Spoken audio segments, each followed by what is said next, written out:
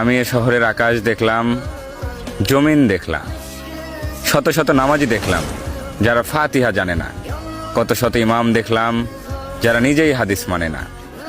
আমি এমন খাঁটি মুসলিমও দেখেছি যারা যৌতুকের টাকায় বিলাসিতা খুঁজে নেয়। আমি তোমার এমন ভক্তও দেখেছি যারা নিজের অসুস্থ বাবাকে বাসায় রেখে পীরের পায়ে তেল দেয়। এ শহরের কত কিছুর সাক্ষী আমি কি মাফ পাবো?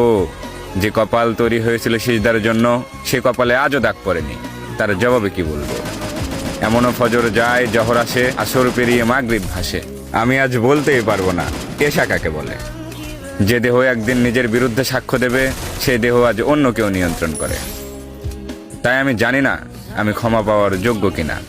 তবে পৃথিবীর সর্বশ্রেষ্ঠ গ্রন্থ কুরআন বলেছে, তোমার রহমতের তুলনায় আমার এ পাপ কিচ্ছু নয়। তাই পাপী হাত দুটি উঠিয়ে দরখাস্ত জানাই, ইয়া মালিক, এই ফরমালিনযুক্ত শহরে আমাকে ভেজাল মুক্ত রেখো।